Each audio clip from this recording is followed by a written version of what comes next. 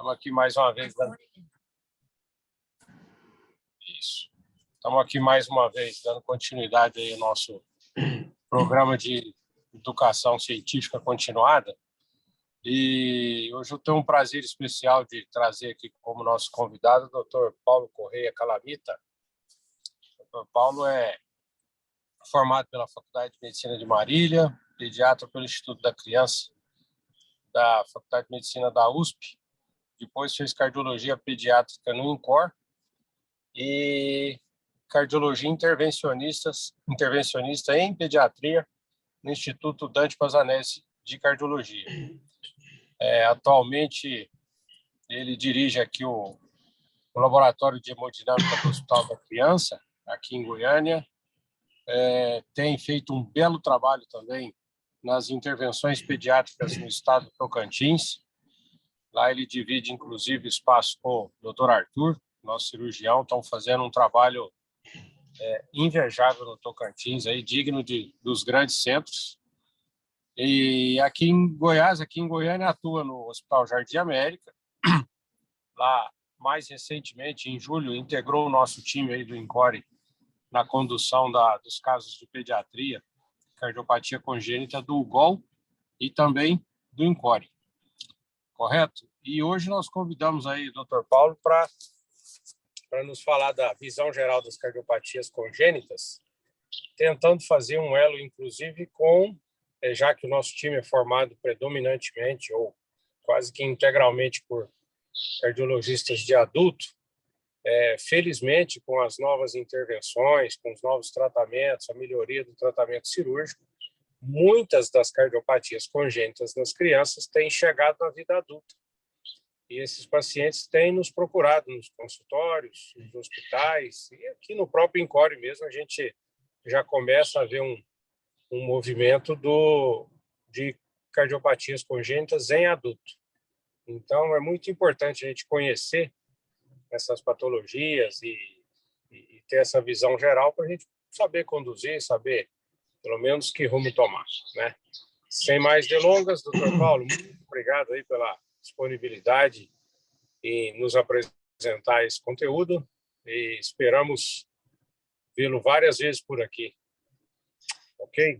Assim como nosso amigo Jonathan Lombardi, que faz dupla aí com o Paulo na condução desses casos e que em breve também estará conosco.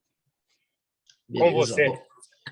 Bom dia, Maurício. Bom dia, Arthur, que também está aí com a gente. Bom dia aos demais integrantes que acordaram cedo para assistir essa aula, né?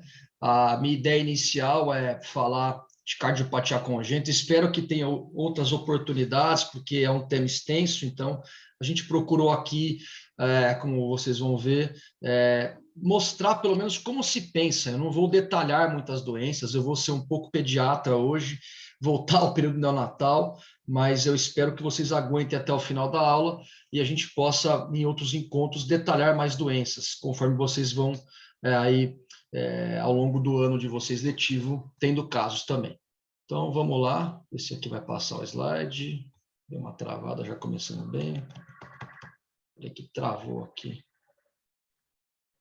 Acho que deu algum problema. Eita, acho que eu vou ter que... Só o que houve aqui. Ah, tá. Bom, agora foi. Então, hoje em dia nós temos uma estatística um pouco, que eu até duvido, que eu acho que até mais, tá? Sabe-se que 1 em cada 100 nascidos vivos é portador de cardiopatia congênita. Pegue Goiânia aí, né? Qualquer centro com mais de 1 milhão de habitantes, vocês vão ver que tem um número bastante interessante. E assim, provavelmente nascem quase 30 mil cardiopatas por ano, 80% precisa de intervenção no primeiro ano, 25% no primeiro mês. De mortalidade neonatal é a terceira causa, infantil chega a ser 10%, tem associação com outras malformações, e às vezes o diagnóstico é feito em necrópsia, até 48%. Isso é importante para alguns de vocês que devem ir para o interior muitas vezes e não tem cardiopediatra, e tem que assumir esse paciente de alguma forma. Bom, basicamente, ou o problema está dentro do coração, ou ele está fora do coração, ou no músculo, ou no ritmo do coração. A circulação intraútero, não sei se vocês lembram, né, basicamente, o pulmão não tem muita função, né? Por quê? Porque, basicamente, a resistência vascular pulmonar é alta, porque o pulmão está cheio de líquido. Então, existe um canal arterial, né, que vai usar, junto com o FOP, né, esse canal arterial vai ser o bypass de sangue do TP para a aorta, para fugir do pulmão. E o forame oval também permite que passe o sangue direto da esquerda para a direita. Dessa forma, tem alguma mistura, e esse sangue vai ser oxigenado na placenta para fazer hematose. Então, reparem que as saturações intraútero são muito mais baixas, né? Nós temos variações de saturação próximo de 40%, chegando até 80% no máximo, 86% na veia umbilical, mas circula no intracardíaco entre 50% e 60%. Quando nasce, a criança chora, os pulmões são aerados, a resistência vascular sistêmica aumenta e a pulmonar diminui, a pressão do lado esquerdo aumentada fecha o forame oval, o oxigênio fecha o canal, o corte do cordão umbilical cessa o fluxo com a placenta, e aí a fisiologia fica, né, uma fisiologia que os senhores já conhecem. Bom, quando a gente fala de cardiopatias congênitas, a gente começa a dividir em cardiopatias acianogênicas e cianogênicas, né? E aí existe um grupo enorme de doenças, né, que eu não vou detalhar totalmente hoje, mas as acianogênicas, elas podem ter um normal fluxo pulmonar, geralmente com obstrução do lado esquerdo, sem shunt, ou pode ter um hiperfluxo pulmonar, tem uma comunicação dentro do coração ou fora que vai ter um shunt, que a gente fala, da esquerda para a direita, encharcando o pulmão. Já as cianogênicas, né, nós vamos ter hipofluxo, o sangue não chega no pulmão, porque tem obstrução do lado direito, né, e aí forçando um shunt do lado direito e esquerdo para ter débito cardíaco, ou porque tem uma circulação em paralelo, vocês vão ver bem isso aí com o normal fluxo pulmonar, ou tem uma circulação mista. Então vamos lá, basicamente, quando a gente fala de acianogênica obstrutiva esquerda, nós temos, né, vários graus de obstrução, desde da aorta até as válvulas, hiperfluxo também, vários graus de comunicação, desde os septos até as válvulas ou os vasos, né? Quando a gente fala de hipofluxo, nós podemos ter vários graus de obstrução do lado direito, desde a ausência, né, de válvulas, como as atresias tricúspide pulmonar, não tem válvula tricúspide nem pulmonar, como tetralogia de Fallot, que a gente vai falar um pouquinho, entre outras, a circulação em paralelo da transposição das grandes artérias e a circulação mista, que é clássica de tronco arterial comum, e síndrome de hipoplasia do coração esquerdo. Então, repercussão neonatal, eu vou falar bastante disso, principalmente para quem às vezes vai para o interior e tem, como eu falo, às vezes tem que assumir esse paciente. Bom, coração normal, a gente usa um conceito na pediatria de QP-QS. O que é isso? QP é fluxo pulmonar, QS fluxo sistêmico. Se não tem shunt nenhum intracardíaco ou extracardíaco, é para ser um. O que chega no pulmão é o que chega na aorta. Então, basicamente, é essa figura da hemácia, o caminho da hemácia. Vai para o pulmão para oxigenar, uma vez oxigenado, volta para o lado esquerdo, vai para a aorta. Isso não tem mistura de sangue. Bom, mas existem as cardiopatias canal dependente, as ditas univentriculares. Então, o que é isso? Basicamente, você não vai ter lado direito ou esquerdo do coração, então nós vamos ter que ter uma adaptação fisiológica, vocês vão ver muito bem, eu vou explicar, onde através de um forame oval e um canal arterial, você vai ter um equilíbrio desse QP-QS das circulações. E esse canal arterial fechando, o paciente não resiste, ele vem a óbito, né, porque ele perde aí todo esse equilíbrio, como a gente já falou. Então, o canal pode ser uma estrutura nobre para garantir fluxo pulmonar, onde a gente tem uma válvula tricúspide, um VD ruim ou uma válvula pulmonar que não desenvolveram adequadamente, ou uma estrutura nobre para garantir fluxo sistêmico em situações onde a válvula mitral, ventrículo esquerdo ou a válvula aórtica não desenvolveram adequadamente. Então, é esse desenho aqui, ó. Por exemplo, lado direito não funciona. Como que o sangue vai chegar do lado esquerdo? Ó, ele vai ter que cruzar o forame oval para chegar na aorta, e aí ele vai chegar no pulmão, mas ele vai ter que ter um equilíbrio. Vai pelo FOP, vai pelo canal, e aí parte vai para o pulmão, parte vai para a aorta. Tá? Já o lado esquerdo também pode não existir. Então, por exemplo, tem uma atresia mitral. Leia-se, atresia é ausência. Então, não formou a mitral, não formou a aorta. Quando esse sangue chega do lado esquerdo, depois do tronco pulmonar, ele tem que desaguar de alguma forma, né? Que vai ser através de uma CIA. E o que é legal, esse desenho que eu fiz, pelo canal arterial ele vai para o pulmão e parte e volta para trás para a perfundia coronária, que está em amarelo, uma perfusão retrógrada, e parte vai para frente. Então, esse QPQS, ele é fundamental, assim, porque se você tiver uma situação onde o QPQS está menor que 1, quer dizer que está indo muito para a circulação sistêmica e pouco para o pulmão. Se também vai muito para o pulmão e não vai nada para a circulação sistêmica, ele fica maior que 1.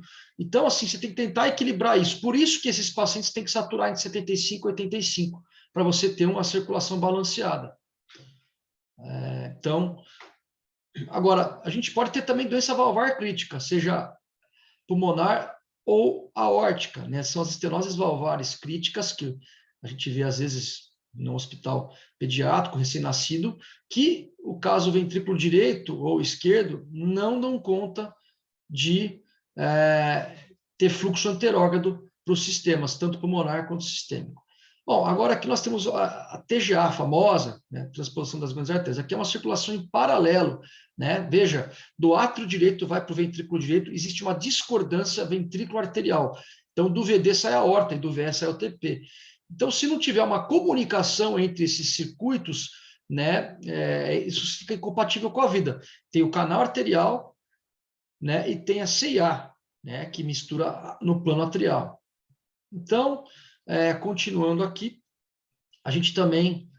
o que acontece se o canal fechar nas cardiopatias que dependem dele para fluxo sistêmico? Por exemplo, as cardiopatias do lado esquerdo, né, que tem graus de hiperfluxo para circulação sistêmica. Fecha o canal, 48 horas de vida, baixa o débito. Hipoperfusão sistêmica. Vai ficar taquipneico com o seu bebê, com congestão pulmonar, pode até ter uma cianose na evolução por parênquima congesto, alvéolo, né, congesto, irritabilidade, convulsão, letargia, oligoanúria, enterocolite, hipoglicemia, hepatomegalia, né, lactato alto, pulsos finos, palidez. Então, isso, né, às vezes confunde com sepsis na pediatria, tá? Baixo débito cardíaco. Já, do jeito prático, seria o seguinte, ó. Então, ataque apneia, batimento de asa, gemência, perfusão lentificada, pulso central filiforme. Aqui são alguns critérios de frequência respiratória normal para criança, não vou entrar em detalhes. Se o canal fechar nas cardiopatias que dependem dele para fluxo pulmonar, qual que é o quadro aqui? Cianose central. Repare, né? A cianose do lábio, das mucosas, não só da mãozinha. Muitas vezes da mãozinha, do pé, é frio, hipoglicemia. Agora, central, tem que ficar esperto com cardiopatia congênita de hipofluxo pulmonar. Então, aí, muitas vezes, no interior da vida, não tem como diferenciar, não tem o eco, enfim, não sabe se é pulmão, se é coração, dá para fazer um teste de hiperóxia. Coloca uma FO2 de 100% por 10 minutos, colhe um agaso, né, um agaso antes do teste, PO2 menor do que 100, né, depois que você faz esse teste, desculpe, se o PO2 ficar menor do que 100, isso é cardiopatia com fluxo pulmonar canal dependente, né? Ou persistência de padrão fetal. Se for maior do que 250, quer dizer, chegou tudo no pulmão, circulou, não é cardiopatia congênita. Às vezes está limboso, entre 100 e 250, e aí né, também você não pode descartar cardiopatia congênita. Então, é um teste que não se faz muito mais hoje na prática, mas às vezes, dependendo da cidade que você está, do seu recurso, ele pode te ajudar. Tá? Eu não vou entrar em detalhes, existem um monte de causa, desde pulmonar, né, malformações, etc., questões pulmonares, hérnia diafragmática, ou causas mesmo cardiovasculares, como cardiopatias congênitas, que também não vou detalhar muito mais hoje, eu só quero que vocês aprendam a pensar um pouco na cardiopatia. Tá? E às vezes você pode fazer o que tem sido preconizado, se eu não me engano, desde 2014, que é o teste do coraçãozinho, né, para tentar fazer uma triagem de cardiopatia canal dependente, coloca um oxímetro de pulso pré-ductal, ou seja, membro superior direito, e qualquer outro membro que vai estar pós-ductal, né, e vocês vão ter uma avaliação de um delta de saturação. Normal, pode ter um gap até 3% dessas medidas. Quando for menor que 95% a saturação, você vai valorizar isso e vai ver se tem essa diferença maior ou igual a 3. Sempre realiza essa outra oximetria em mais de uma hora. Em uma hora. Se ficar maior que 3 o delta, você tem que pensar em cardiopatia canal dependente, aí tem que fazer um eco, não dá para dar alta da maternidade, caso contrário, você pode ter um segmento mais tranquilo. Então, com ferramentas mínimas, você pode ter uma boa noção do que você vai encontrar. Né? Aí a gente tem um carrinho de raio-x, um oxímetro de pulso, um manguito de pressão, um eletrocardiograma e uma gasometria. Isso aqui dá muita coisa para a gente. Então, por exemplo, né, medir saturação e pressão dos 4 membros, né, a gente consegue ter uma noção. né, se esse canal fechar, porque aí você pode ter um gradiente de pressão de membro superior para membro inferior, né, e de saturação também. Outra dica muito legal, faz um raio-x de tórax, né? O que vocês estão vendo? Um raio-x com padrão pulmonar, aquele pulmão mais congesto, algo branco, e um raio-x de pulmão preto, né, que é hipofluxo pulmonar. Então, olha só, espectro do lado esquerdo, canal dependente, faz congestão veno-capilar, cefaliza a trama, cardiomegalia, tá? Já no hipofluxo pulmonar, que PQS está baixo, não tem sangue que vai adequadamente para o pulmão, fica preto esse pulmão, né? Parece um tamanco holandês, o raio-x que a gente fala, essa bota, né? Que é o espectro de hipoplasia do ventrículo direito. E algum eletrocardiograma também, porque às vezes antes do eco, essa avaliação clínica, raio-x e eletro, te dá muitas dicas. Olha só, como que é o eletro do bebezinho? A onda T, ela só fica positiva em V1 nas primeiras 24, 48 horas de vida. Se continuar positiva, tem encrenca, tá? Predomínio de eixo de câmaras direitas, porque a vida toda intraútero, né, dessa criança, ele dependeu muito do lado direito do coração para poder usar o canal para escapar do pulmão. Então, até 3 anos de idade é assim, tá? O VD, principalmente até 30 dias de vida. E aqui para os senhores ter uma tabela de frequências cardíacas normais, caso precisem algum dia, né? Então, vamos lá, olha que interessante esse eletro aqui. Rapidamente, vocês vão ver um BDAS, predomínio de câmaras esquerdas, não é o normal nessa idade, e uma sobrecarga de ato direito. Isso aqui é clássico de atresia tricúspide, né? Atresia tricúspide, o fluxo não vai chegar no VD, tem uma membrana que interrompe o fluxo do ato do ventrículo, então bypassa pelo maceial, pelo forame oval, para ir para o lado esquerdo, aorta canal e equilibrar a circulação. Eu não vou entrar em detalhes da cardiopatia, mas um eletrocardiograma com BDAS, predomínio de câmara esquerda, sobrecarga de ato direito, no próprio berçário, você tem que levantar essa hipótese diagnóstica. Olha que interessante aqui. Esse eletro, por exemplo, é de uma criança que tem sobrecarga do lado direito, mas ele é todo isodifásico, né? Tudo meio parecido, equilibrado, aí a amplitude do QRS, né? Isso aqui é clássico de síndrome de hipoplasia do coração esquerdo, tá? Às vezes é difícil fazer esse diagnóstico. Olha a onda T positiva em V1, isso não é normal, tá? Na hipoplasia do coração esquerdo, o ventrículo esquerdo é minúsculo, muitas vezes a mitral é atrésica, e aí tem que usar o lado esquerdo do coração através de uma CA para chuntar para o lado direito, para ele fazer todo esse trabalho de débito sistêmico e pulmonar. E o sopro? Nem sempre vocês vão escutar o sopro no período neonatal. Né? Não, mas o paciente não sopra.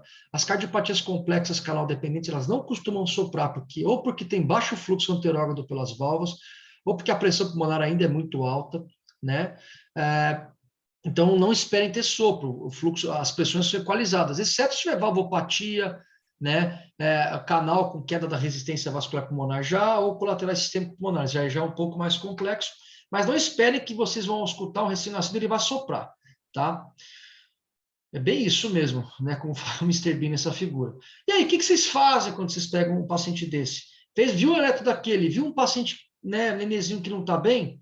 Você tem que dar alprostadil, que é a prostaglandina, que vai manter esse canal arterial aberto, tá? Dose de 0,05 a 0,1 microgramas quilo minuto, e aí vocês podem, com calma, manejar, transferir para um centro de maior, terceirizado, onde tem cardiopediatria, hemodinâmica, cirurgia, enfim.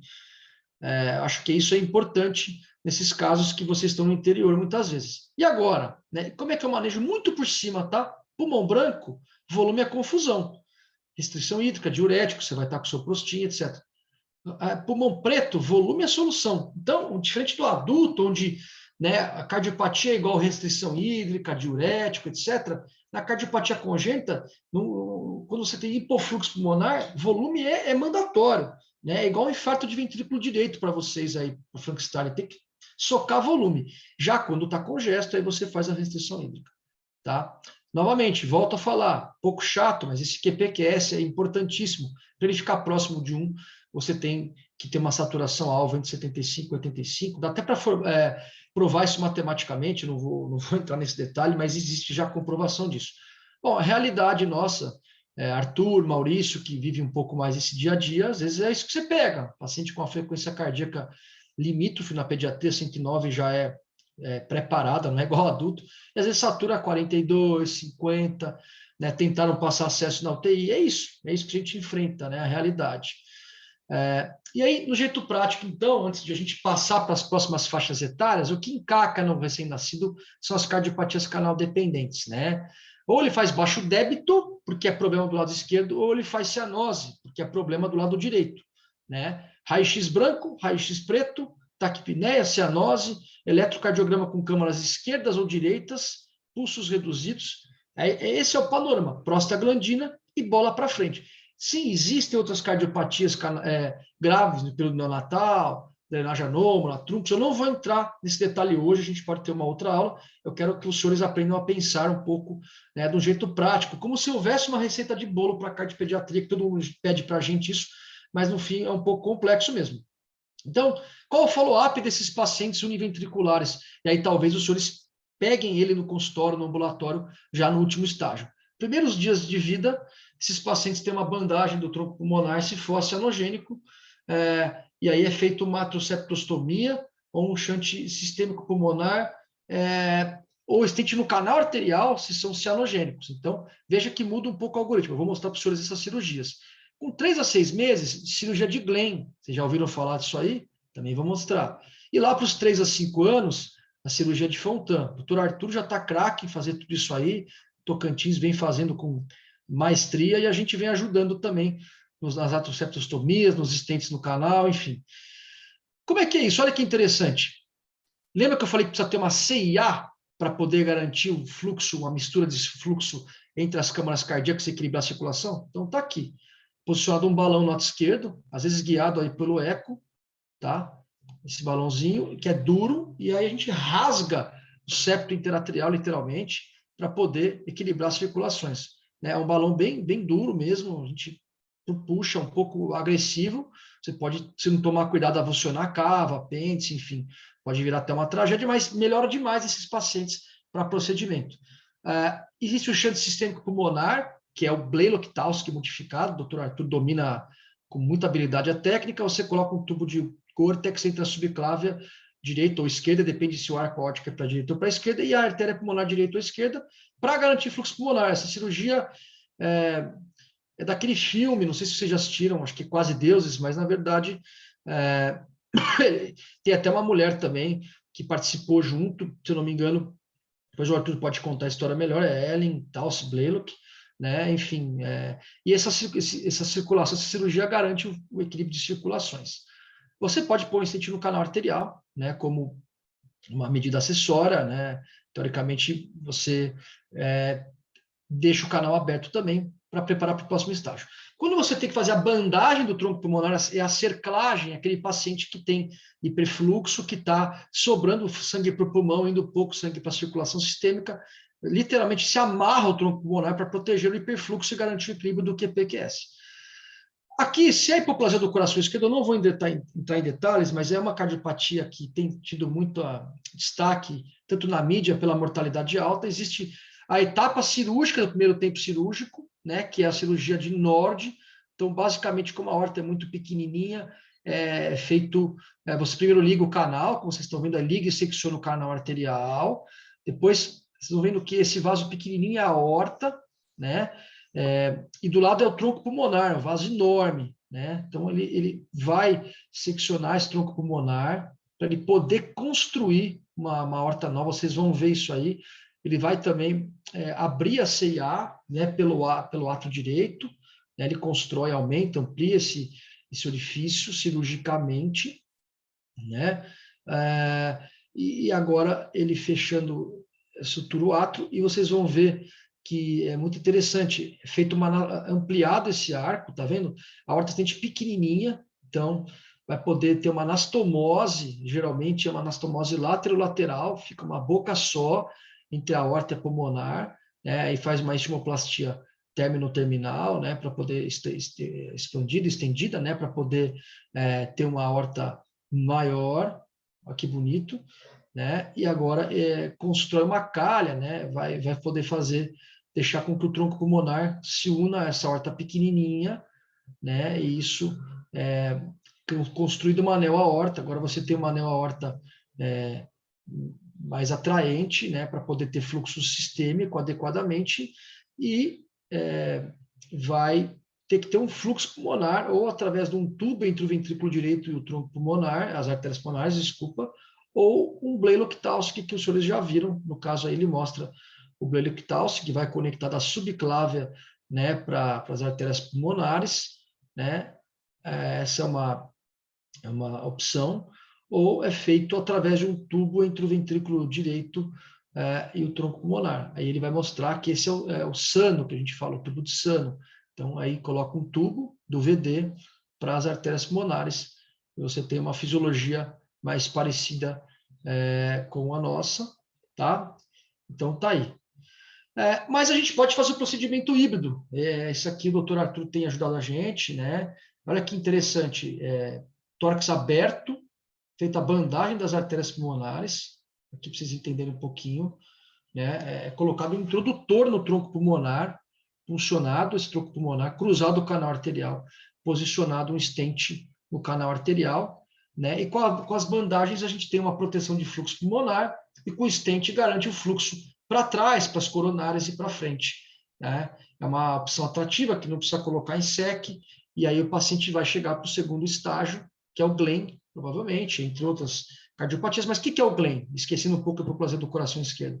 É uma anastomose da cava superior com a artéria pulmonar direita, né? Aqui eu já vou preparando. E o Fontan é o cavo pulmonar total. Você coloca um tubo da cava inferior das artérias pulmonares. Também já vou preparando aqui um esquema cirúrgico para vocês verem. Então, Glenn, né?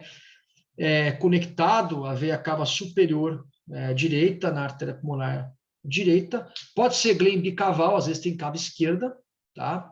Importante isso. E é feito de uma forma com que a criança é pequenininha, dos 3 aos 6 meses, então a cabeça é maior, né? Depois dos 3 aos 5 anos, você completa com o Fontan, com o tubo que traz o sangue da circulação inferior. A cirurgia de Jatene, que também vocês já devem ter ouvido falar, de 85, do professor Adib Jatene, né? É feito um switch arterial, na verdade você mantém as bocas das válvulas, mas faz uma troca, né, das coronárias. Deixa eu, acho que aqui não pegou muito bem não está abrindo, né?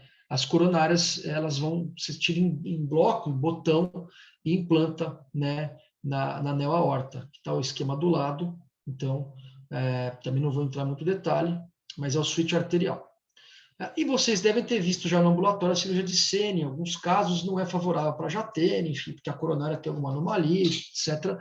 E está construído um sistema de túneis venosos, tanto das cavas, que vai desembocar o sangue lá para o lado esquerdo do coração.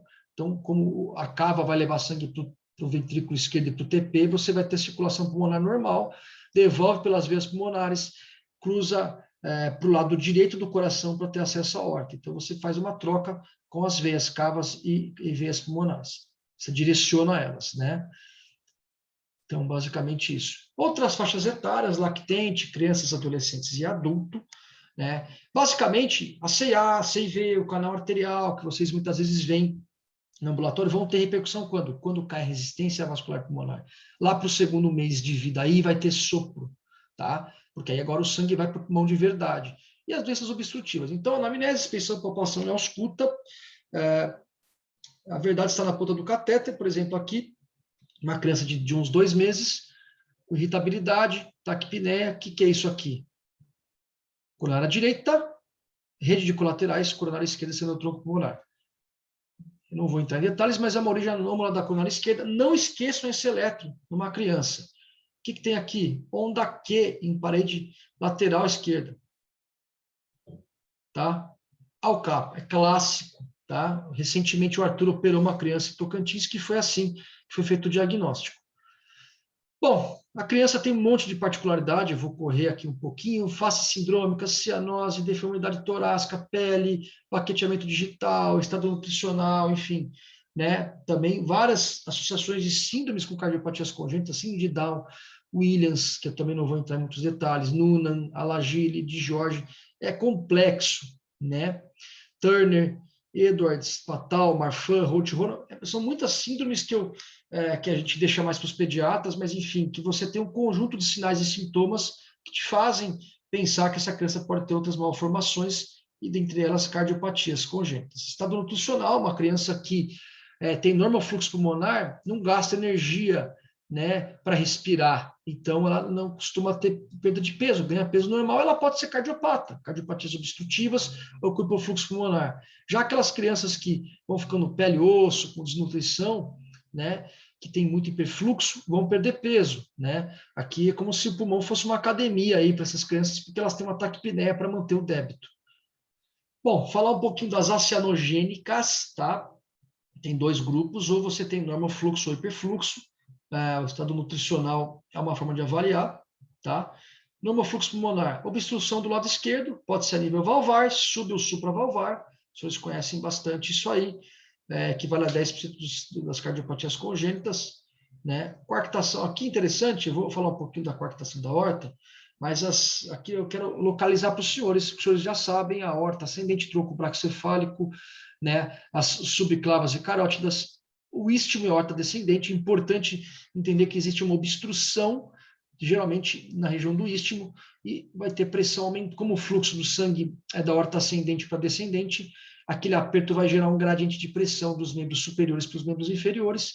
Isso a longo prazo, em termos de obstrução esquerda, vai fazer uma hipoperfusão coronariana, porque a PD2 do ventrículo esquerdo é alta, angina, síncope, né?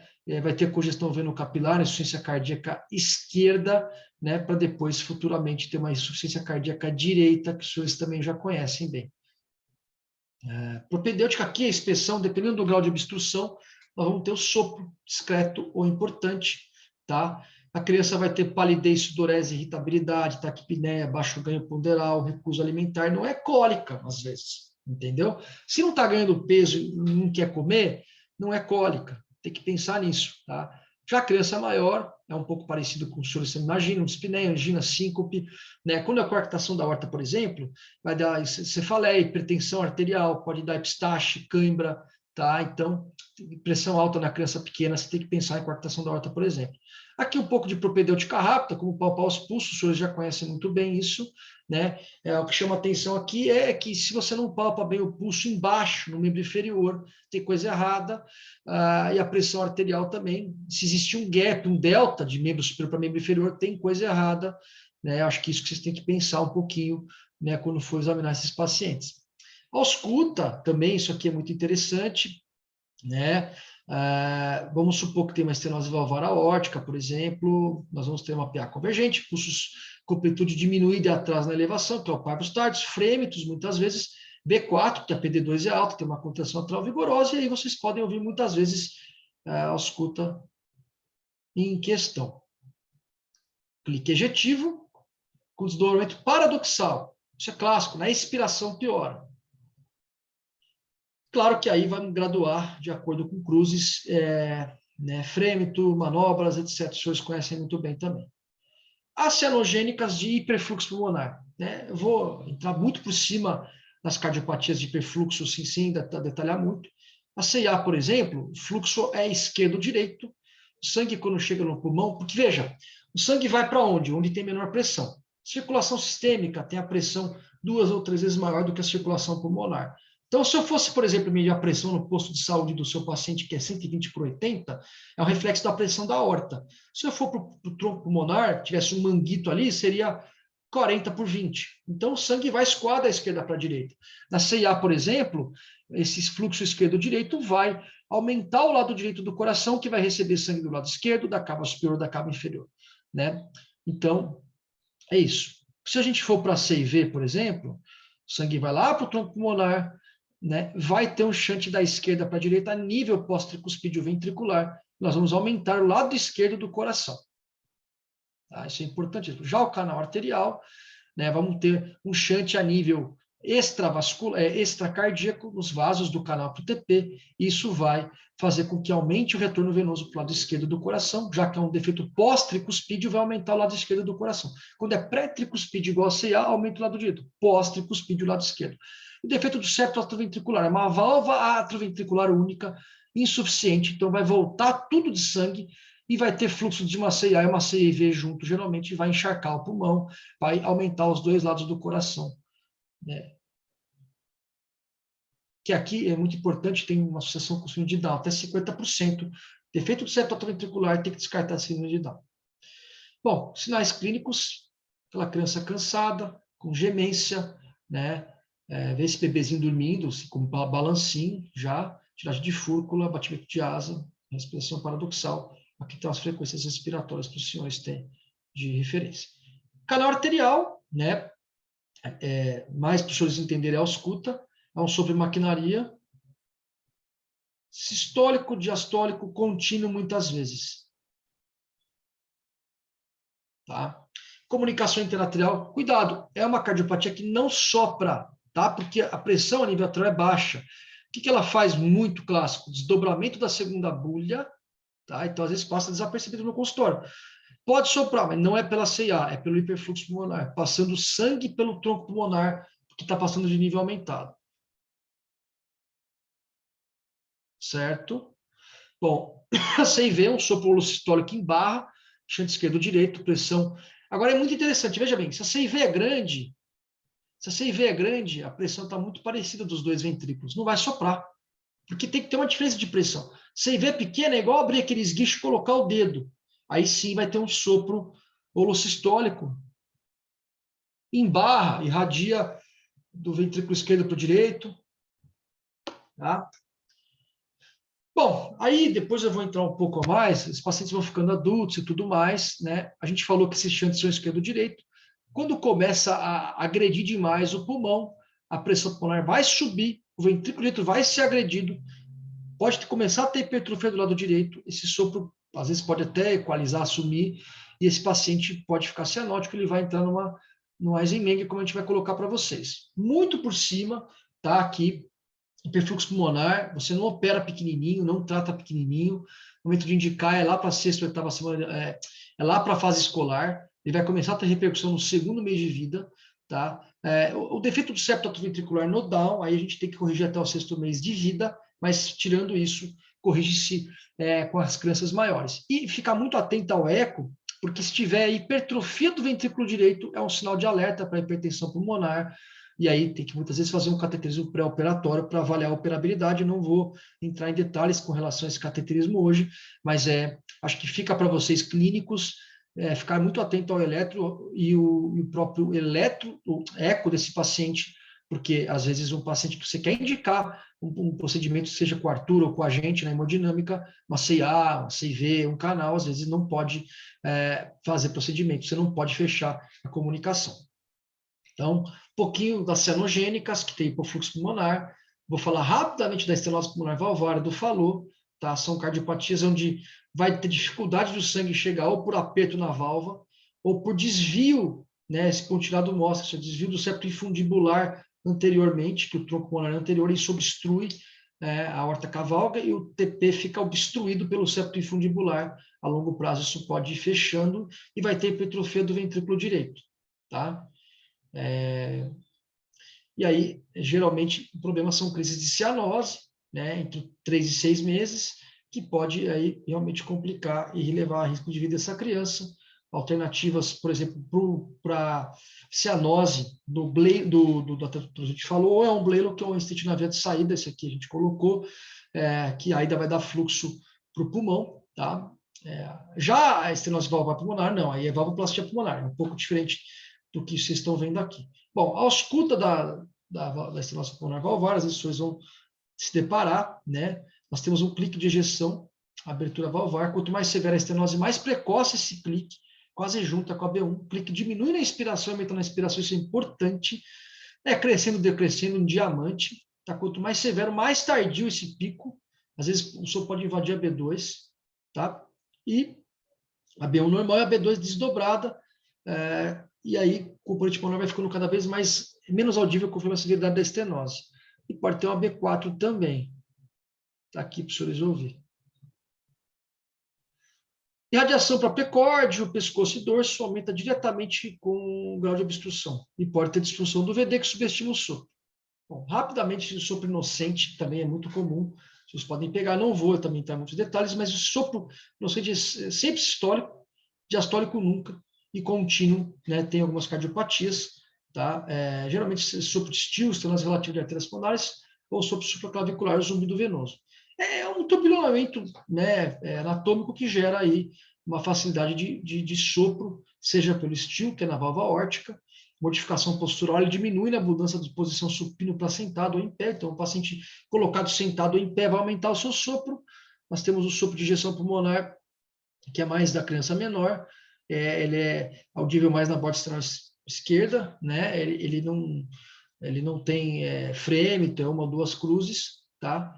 Nós temos de células relativas de ramo pulmonar, que é no berçário, chamaram os senhores cardiologistas para avaliar um paciente, e é um sopro mais de ramo pulmonar, porque as artérias são pequenas e aí pode turbilhonar, depois de 6 meses isso tende a melhorar, né? Nós podemos ter o zumbido venoso, que aí é na região da cava atrial, esse sopro contínuo, que não é de canal arterial, ele vai mudar de intensidade, né, quando você muda o pescoço para o lado ou você muda esse paciente de posição, né? Ele aumenta quando está sentado ou em pé, tá? Então, rapidamente isso. E o supraclavicular, né, que é mais ou menos na fúrcula, que você comprimindo o esteto também, tudo sobe nesse som. Adulto, e daí por diante, eu sei que é o foco maior dos senhores, existe uma diretriz de 2018, entre várias, né, que já está tratando isso. O Maurício já até começou falando isso. 90% das cardiopatias hoje, no primeiro mundo, chegam e passam os 18 anos. No incórreo mudante, que a gente tem bastante contato, no ambulatório, até 2/3 desse ambulatório são de adultos, são os growing up, os GUT, né? Existe até especialidade para isso, eu acho que aqui em Goiânia é bem carente, inclusive, né? Então, chama muita atenção. A gente tinha um ambulatório com 80 pacientes por dia, 40 de manhã, 40 à tarde, é muita gente, né? O que eles vão ter? Arritmia, Eisenmenger, gravidez, se pode engravidar, anticoncepção, né? Anticoagulação, endocardite, exercício físico, transplante. Esse paciente quer fazer tatuagem, quer beber, enfim, não é aderente ao tratamento. Então, é super complicado. Psicologicamente, é difícil, né, abordar. Eu não vou hoje abordar com maiores detalhes esses temas, né? Mas explicar para os senhores um pouquinho do Eisenmenger. Então, agora vai inverter o shunt, vai da direita para a esquerda, né? E vai ter uma hipertrofia do lado direito do coração, o sangue foge do pulmão, geralmente é a segunda, a quarta década, e aqui nós vamos ter consequências fisiopatológicas, desde hemoptise, policitemia, deficiência de ferro, osteopatia, abscesso cerebral, ICC direita e uma compressão extrínseca do tronco da coronária esquerda quando o TP é maior do que 40 milímetros, isso eu já vi, tem que operar muitas vezes, stent não dá força radial muitas vezes para corrigir, o Arthur e o Maurício pode falar depois, mas é um paciente que tem que ter uma série de cuidados para liberar para uma cirurgia, por exemplo, de hérnia, para liberar para uma academia, para fazer um procedimento, uma cirurgia ou cateterismo, tem que hemodiluir, fazer isso às vezes em hospital dia, tem que internar antes, é muito complicado, tem toda uma consequência, usar oxigênio, enfim, atualizar a vacina, né? E vocês veem clinicamente isso aqui, um hipocratismo digital, um baqueteamento digital, né? É um dedo em baqueta de tambor, um em vidro de relógio, né? Muda a conformação, o hipocratismo, né?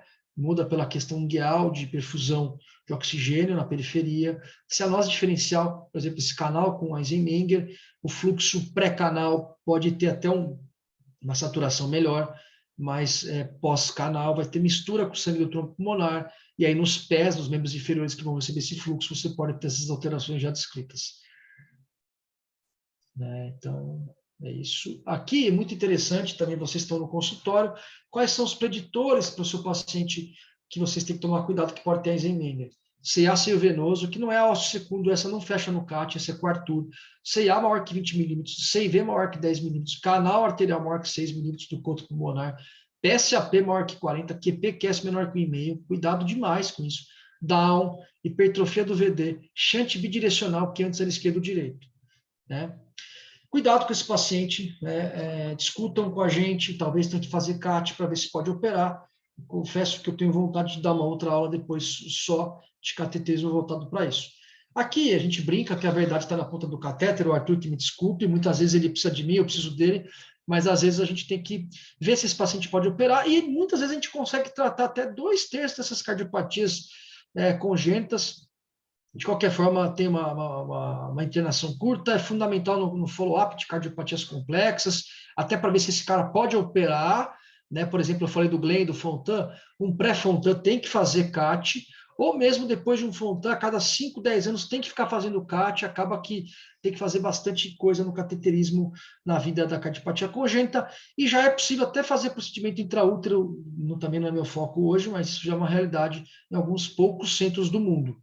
Bom, aqui, por exemplo, período neonatal, a atresia da válvula pulmonar, dá para furar no cateterismo essa válvula, primeira injeção não passava nada, furou, né, com guia de coronária de oclusão, ou radiofrequência, ou bisturi elétrico, enfim, vai balonando sequencialmente até devolver o fluxo pulmonar nativo. Né? Coarctação crítica, às vezes o paciente está com alto risco cirúrgico, né? É muito sindrômico, o doutor Arthur às vezes ajuda, disseca uma carótida e é feito um implante de stent pela carótida, como vocês podem observar. Fechamento de canal em prematuro, a partir de 700 gramas, a gente está... ontem foi no congresso da SPHC e foi até mostrado, Goiânia está como centro pioneiro, a gente, né, implantou, fez 2 casos aqui, são 20 no Brasil, né, aqui muito interessante, então, só com punção venosa é feito esse procedimento, guiado pelo eco transtorácico, né, não se pega a artéria para evitar complicação vascular. Aqui, de uma forma geral, para avançar aqui, outros procedimentos, como valvoplastia pulmonar, valvoplastia aórtica, artroplastia com stent, oclusão de canal arterial, oclusão de CIV, CIA, angioplastia com stent das artérias pulmonares, embolização de fístula coronariana, isso aqui era uma criança de 3 anos, embolização de colateral sistêmico pulmonar para evitar hiperfluxo pulmonar em algumas cirurgias nobres, como atresia pulmonar com CIV colateral sistêmico pulmonar. Já o futuro da cardiopatia congênita no adulto é o implante de válvula percutânea pulmonar, nos pacientes que o Arthur operou 1, 2, 3 vezes, né, ampliou essa via de saída, e aí às vezes a gente tem que pôr uma válvula percutânea pulmonar para evitar novas esternotomias, porque isso, né, aumenta a morbidade, né, o externo vai ficando cada vez mais colado, né, e aí, né, dificulta também tecnicamente a cirurgia. Né, então, as válvulas pulmonares, igual a TAV, né, do lado esquerdo, né, seja para a aorta, tem ganhado poder também do lado direito, seja para tricúspide, para pulmonar, e eu acho que até mitral está ganhando, e com mitral clip algumas válvulas também está ganhando força. É isso, gente, era uma aula bem geral, eu quero agradecer muito a oportunidade, assim, o INCOR é uma baita instituição, vocês estão sendo super bem treinados, né, o Maurício, um baita mentor, o Arthur com resultado cirúrgico super legal, vem da Beneficência Portuguesa, e a gente poder fazer parte disso é uma honra, contem conosco sempre para discutir caso, para poder estar junto e, se Deus quiser, vamos fazer mais aulas para poder detalhar outras cardiopatias congênitas e outra coisa. Não tenham medo, né, Arthur, da cardiopatia congênita, né? Eu sei que vocês, da cardiologia adulta, às vezes falam, ixi, isso é cardiopatia congênita. Eu não sei da Beneficência Portuguesa, mas vou contar uma história rápida. Quando eu estava no INCOR, eu andava com BIP na residência e chegava um cara de 60 anos, roxo. É congênita. Tocava o BIP da congênita. E eu tinha que manejar aquele cara que eu não fazia ideia de como tratar a síndrome coronária aguda, mas eu tinha que manejar a parte congênita. Então, assim, eu acho que tem que ter um intercâmbio cada vez maior. Se especializem nisso. A gente tem contatos no INCOR, no Dante, tem residência para isso. Quem quiser fazer depois, eu acho que muito bem-vindo, porque a especialidade precisa de vocês. É isso, gente. Um abraço a todos, bom dia. Quase acabei com o meu tempo aqui. Agradeço. É isso aí. Excelente, doutor Paulo. Bom, não posso deixar de lhe agradecer, né? E te dar os parabéns. Assim, muito obrigado mesmo pela disponibilidade e parabéns por falar tanto conteúdo num período tão curto. Assim, realmente me impressionou. Eu achei que seríamos bem mais superficial, mas acho que se aprofundou bastante. Para a nossa audiência aí, até não sei se você percebeu ao longo da apresentação, você reunir quase 20 pessoas às 7 da manhã para escutar falar de cardiopatia congênita, Paulo, você está prestigiado mesmo. Viu? Parabéns.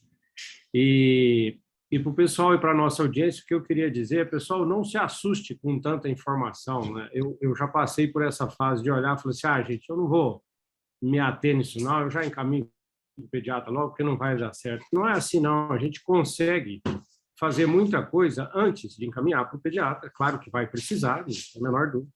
Mas você consegue acalmar uma família, você consegue tirar a sensação de que o mundo está desabando, você consegue orientar e depois acompanhar, ser um ponto de apoio e fazer com que chegue para o pediatra numa condição melhor. Né? É fácil fazer isso. Paulo, eu anotei várias perguntas para te fazer e, surpreendentemente, felizmente, você foi respondendo ao longo da apresentação.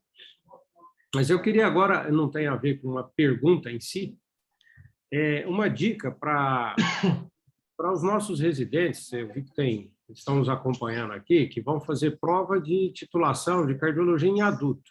O que o cardioadulto precisa focar no estudo dele para ir para uma prova de titulação, enfim, onde que ele deve focar para ele se sentir seguro nesses momentos? Essa pergunta é uma bela pergunta, né? Na verdade, é muito interessante. Eu vou emprestar um pouco esse conceito. Quando eu prestei a prova de hemodinâmica adulto, eu tive que saber muita coisa de hemoadulto. Não sei nada de hemoadulto, se eu sou bem sincero. Nada de coronária, não sei nem o que é DA-SCX.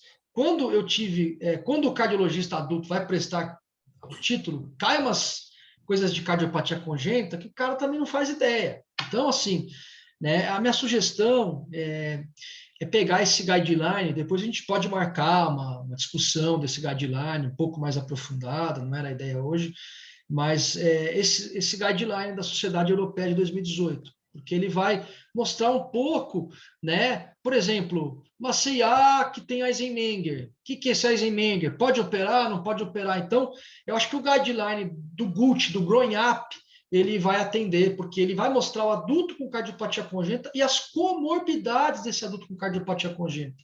Eu acho que esse seria o principal ponto aí. Excelente. Arthur? Parabéns, Paulo. Excelente aula. Realmente você conseguiu abordar muita coisa em pouco tempo e parabéns pelos slides, viu? Excelente. Fiquei impressionado aí com a qualidade dos slides.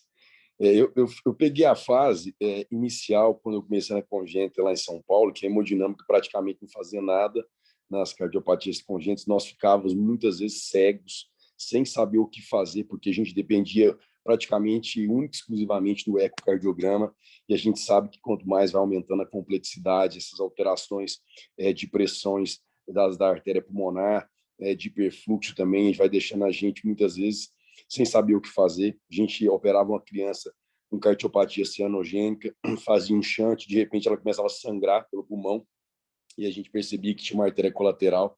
E aí eu peguei essa transição quando a hemodinâmica começou a fazer as intervenções, e hoje a interação, a integração da hemodinâmica e da cirurgia na cardiopatia congênita, hoje ela é assim, simplesmente inimaginável trabalhar hoje sem isso, né? A gente sabe que, vendo a aula recente do chefe do serviço de Pittsburgh, ele já falou que quando ele opera um paciente e ele tem dificuldade de sair de circulação extracorpórea, ele já não tenta mais corrigir ou voltar em circulação extracorpórea para tentar corrigir. Ele põe o paciente em ECMO, vai para o laboratório de hemodinâmica, avalia o que se pode ser feito na hemodinâmica e, se não tiver possibilidade, aí sim faz a cirurgia. E isso eles percebendo que melhorou infinitamente o resultado. E para nós, com relação a esses cateterismos pré-operatórios, você já fez vários lá para que eu pudesse operar, deve ter feito o septo ventricular, porque a gente vive uma realidade de hipodiagnóstico, né? A gente tem pouco diagnóstico, você falou, no interior, muitas vezes a criança já nasce, por exemplo, o síndrome de Down, 50% tem alguma cardiopatia congênita, e a gente pega criança já com idade, com hipertensão pulmonar grave, que você não tem mais o que operar. E isso é muito triste, porque hoje, com recurso diagnóstico, com ecocardiograma, que, graças a Deus, aqui no nosso estado, na nossa cidade, nos últimos 4, 5 anos, realmente chegaram muitos novos profissionais que hoje estão conseguindo melhorar essa questão do diagnóstico para poder dar esperança, né? Você vê que a prevalência é muito alta ainda, a demanda brasileira está muito aquém do que é necessário, né? E essa integração da hemodinâmica, que já acontece hoje nos adultos há um bom tempo, e eu vejo isso com excelentes olhos, essa integração, que quanto mais a gente puder trabalhar em conjunto, a população vai se beneficiar demais.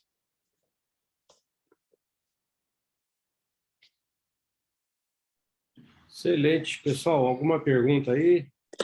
Mark Weiler, o senhor tem muita experiência, já fez muito pós-operatório aí de congênito, criança e adulto. Você tem Pensando em voltar a atuar nessa área, né, Arthur? Estamos aí procurando um campo para a gente poder voltar a trabalhar com isso aí.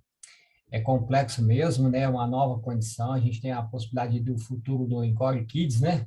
isso A mesmo. gente poder trabalhar. Por enquanto não estamos trabalhando, não. Tem nada de novo, não.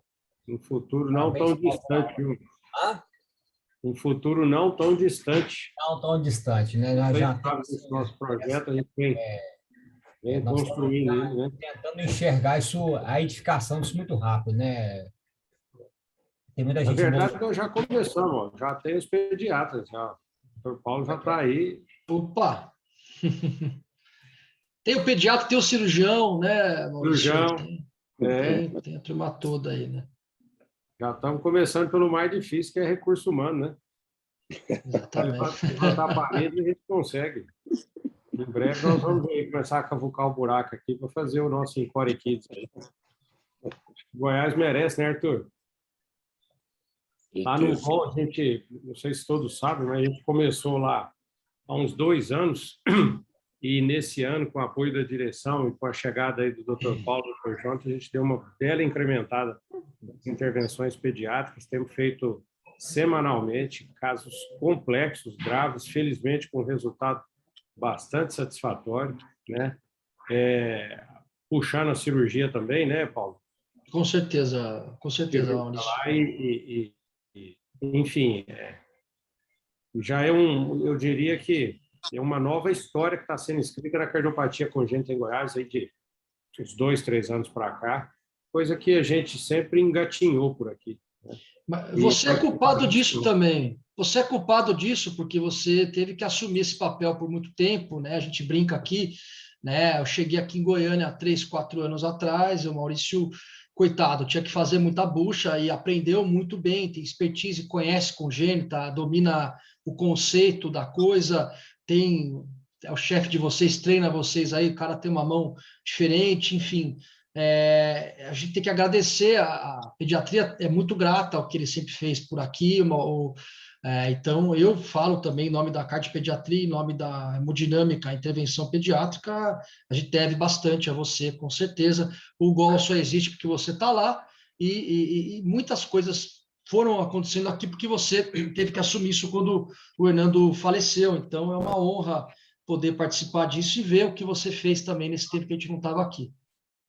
Então, estamos juntos lá, vamos fazer muito mais. Bom, pessoal, mais alguma pergunta aí? Somos 8 horas em ponto. Temos que trabalhar, né, Paulo? Bom, então, se não tem, acho que a gente pode encerrar. Paulo, mais uma vez, muitíssimo obrigado, parabéns. Belo conteúdo, sistemático, didático, apesar da complexidade, abre a nossa mente, acho que estimula bastante aí a turma que vem estudando aí, e espero contar com você inúmeras outras vezes aqui conosco. Me coloco à disposição aí, o pessoal querendo, a gente pode organizar o que vocês quiserem de conteúdo aí da Congênita.